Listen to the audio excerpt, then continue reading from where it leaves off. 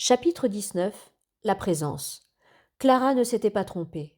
Fab était bien entré dans la maison à gauche de Maïté Coiffure. À force d'observer les allées et venues, il avait noté le code d'accès B 426. Un soir, le soir où Clara l'aperçut, il entra dans la maison, monta au dernier étage et vit que l'escalier se poursuivait jusqu'au grenier. Il en ausculta la porte. Elle ne résisterait pas à un pied de biche. Ce grenier, qui contenait les vieilleries des locataires, n'avait rien d'un coffre-fort. Mais Fab, qui n'était pas un débutant, savait qu'une fois dans le grenier, il pourrait accéder au toit, puis, moyennant quelques acrobaties, passer sur le toit de Maïté Coiffure. Fab avait un compte à régler avec Clara. Il s'estimait atteint dans son honneur. Elle l'avait repoussé. Les copains de sa bande, auxquels il avait promis une meuf en pâture, se payaient encore sa tête. Mais Fab avait aussi un compte à régler avec Maïté Coiffure. Il n'avait pas oublié la façon dont on l'avait collectivement bravé. De plus, il avait appris que Clara avait trouvé refuge chez la patronne. L'idée de la vengeance le séduisait d'autant plus qu'il n'avait en face de lui qu'une infirme en fauteuil roulant et une fille qui crevait de peur. Ce soir-là, madame Maïté sentit une présence autour d'elle. Cela lui arrivait quand elle était très fatiguée ou lasse de vivre. Quelle énergie la tenait du mardi au samedi derrière son comptoir? N'était-ce rien d'autre que la force de l'habitude? Quand elle n'en pouvait vraiment plus, elle sortait la photo d'Étienne de son portefeuille. Elle la regardait, espérant faire remonter à la surface des souvenirs heureux. Mais elle entendait toujours cette voix, comme un glas. Je suis désolée, madame. Elle n'entendait que cela. Désolée, madame. Cette phrase anodine. On venait de lui annoncer la mort d'Étienne. Désolée. Les mots avaient perdu tout sens d'un seul coup. Puis Louis était arrivé. Elle n'avait pas remarqué tout de suite sa ressemblance avec Étienne. Ce n'était pas frappant, juste cette expression sérieuse qu'ils avaient en commun. Des enfants trop mûrs, prêts pour la vie, plutôt que d'autres. Ce soir-là, madame Maïté pensait à Louis et sentait Étienne auprès d'elle. Vous avez besoin de quelque chose, madame Maïté? Si vous pouviez m'aider à me mettre au lit, Clara? Tous les soirs, les mêmes phrases. En réalité, Clara remplaçait Teresa sans être payée. Madame Maïté était consciente de son avarice et, comme elle s'en voulait, par un renversement assez ordinaire des sentiments, elle était désagréable avec Clara. Je pensais à Louis, dit-elle, en se laissant choir sur son lit. Ah oui? Je croyais qu'il allait apprendre le métier chez nous, et puis qu'un jour il reprendrait le salon. Elle eut un rire grinçant. À mon âge, hein? Je suis pourtant bien placée pour savoir que la vie nous réserve rien de bon. Eh bien non, j'y crois encore. C'est ce qui s'appelle être optimiste. Oui, ou idiote. Bonne nuit, Clara. Étienne était là. Elle le sentait. Elle s'en voulait d'être si aigrie, de n'avoir rien su dire de gentil à cette pauvre rêveuse de Clara. Demain, elle l'augmenterait. Non, plutôt, elle diminuerait son loyer. Voilà, elle diminuerait son loyer. Fab avait choisi ce soir-là pour exécuter sa vengeance. S'il devait un jour passer en jugement, la préméditation lui vaudrait sûrement 10 années de plus, car il avait tout prévu, jusqu'au bidon d'essence dans le sac à dos. À 1 heure du matin, lorsque la dernière lumière se fut éteinte rue de la Serche, Fab fit le code B 426. Il monta sur la pointe des pieds jusqu'au grenier, força la porte et entra, sa lampe torche allumée. Comme il s'en doutait, il y avait un vasistas. En empilant 2 caisses, il put accéder à l'ouverture et se hisser sur le toit.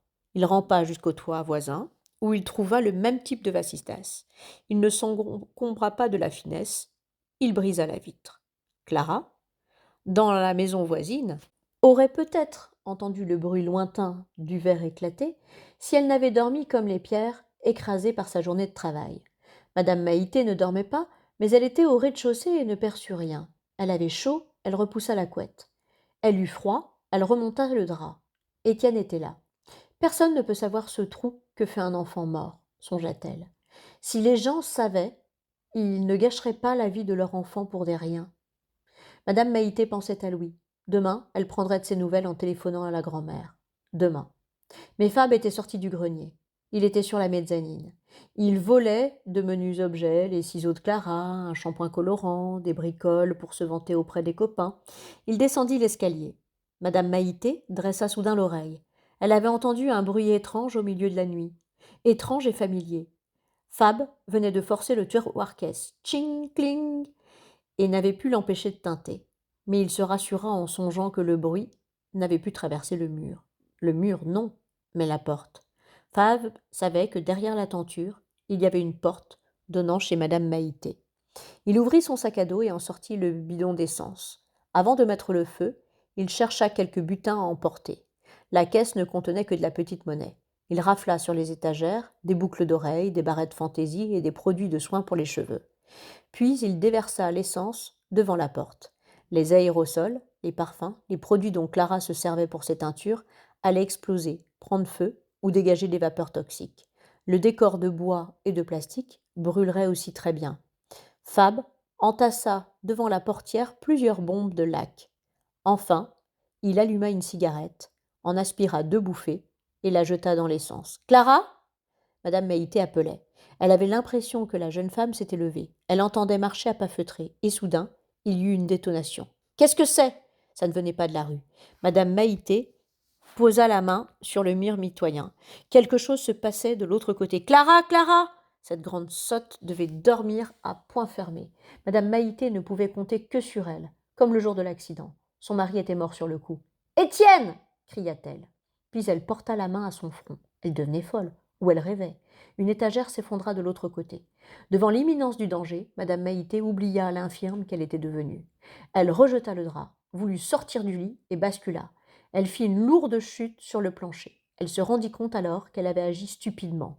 Quand elle était dans son lit, elle avait le téléphone à portée de main sur la table de chevet. Elle essaya de se redresser sur le coude droit et se sentit traversée par une douleur fulgurante. Elle s'était cassé quelque chose.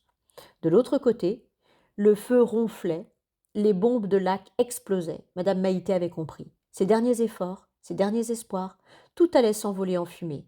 Maïté Coiffure serait détruite. Elle n'avait plus de raison de lutter. Elle s'était battue parce qu'elle avait refusé la pitié des gens. Elle s'était battue pour ne pas laisser le dernier mot au destin. Mais là, elle lâchait prise. Sans doute avait-elle senti si fort la présence d'Étienne, ce soir-là, parce qu'il était temps pour elle de le rejoindre. Clara, se souvint-elle alors. Elle, vieille bourrique au cœur en tiroir-caisse, elle pouvait bien crever. Mais cette jolie fille, qui n'avait commis d'autre crime que d'être trop naïve, n'avait-elle pas le droit de vivre encore? Avec des râles de douleur, madame Maïté parvint à basculer son corps sur le côté gauche, puis à s'accouder. Elle attrapa le fil du téléphone entre ses dents, tira et fit tomber l'appareil à côté d'elle. Son bras droit ne lui obéissant plus, elle appuya sur les touches du téléphone avec le bout de la langue. 18.